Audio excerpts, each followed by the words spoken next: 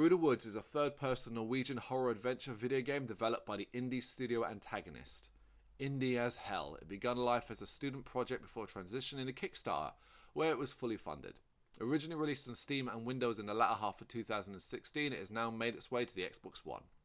A Norwegian horror game that draws from Norse mythology and Norwegian folk tales. It sounds great. Unfortunately, story aside, it just isn't. Players taking the role of Karen, a widowed mother to a young son, Espen. They are staying at a remote cabin in the woods where we discover the pair's relationship isn't too great. It seems as though Karen had a hard time connecting with him growing up, and while she insists she loves him, it seems to be out of guilt more than anything else. I'm not going to pretend I was a great mother. When Espen was born, I found, to my surprise, I felt nothing. My nightmare had come true, and I was left raising a child I didn't love. My friends became distant, and Espen's father and I began to fight. I resented them both, and one day, Espen and me were alone. But as Espen got older, I slowly began to realize something. I did love him. I loved him so much I ached. He became my best friend, my favorite thing. Then I lost him. We lost each other. And I don't know if I can forgive myself or Espen. We learn all of this and more through Karen's internal dialogue. A good idea because so much of the game is just walking around locations doing nothing. Without it, we really wouldn't have much to keep us awake at all. At the cabin, Karen works late and Espen is bored while she sleeps all day. This season we explore a dangerous pier nearby, somewhere Karen forbade him to go. When she wakes, Espen is now to be found, so she goes to look for him. Arriving at the pier, she sees her son being thrown into a boat by a mysterious man. She tries to follow the boat by swimming after it, but gets lost in a sudden mist. When it clears, she finds the boat docked at a mysterious island of both Espen and the man gone. Arriving on shore, she sets out to find her son, but discovers this place is not normal. No! Oh, please! Espen! Espen!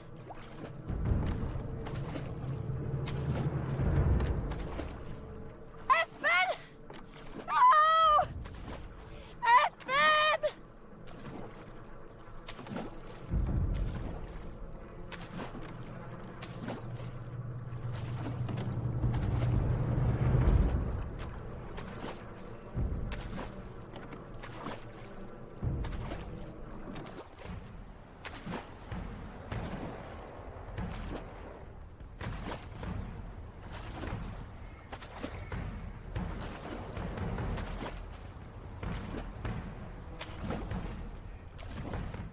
Take the moon for example, it is shattered. Or how about the trolls that smash through the thicket? Or maybe the murderous talking wolves? All these enemies and more are taken from Norse mythology and Norwegian folk tales. Karen can't fight or attack. She holds a torch, can crouch to hide, and can run. That's your tools when it comes to dealing with enemies. Most of the time it's just about being quiet and sneaking by. Not much fun, but in regards to certain sections, it is at least tense.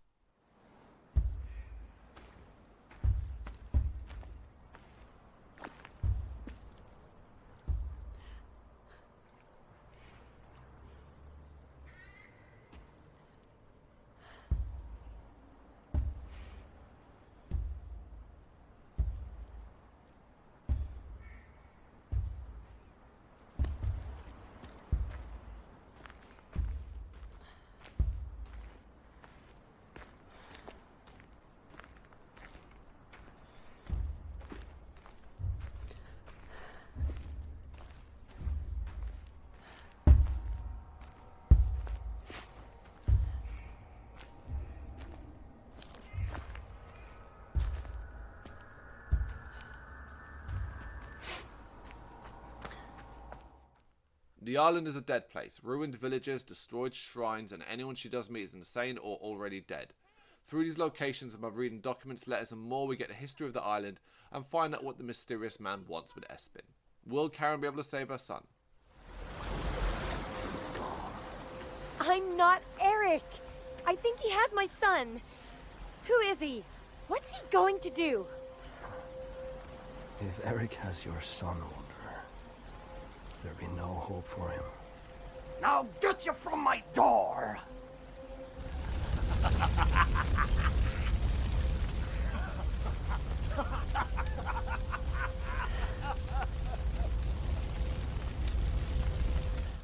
So let's talk about the problems first. It is an extremely unpolished game, light on scares with a lack of immersion because of graphical faults and glitches. Yes, it is low budget, but with a massive focus on the story over everything, the issues within the game are really highlighted. Karen feels like she is floating over the environment, not making arduous climbs or struggling through thick bushes.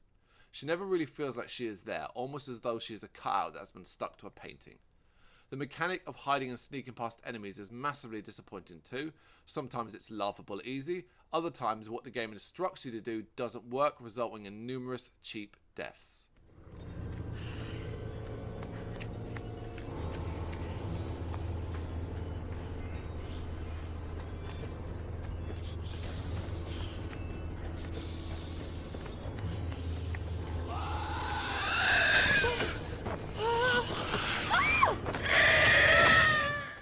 It's not the ugliest of games, and that a lot of it takes place at night helps hide bad textures and more.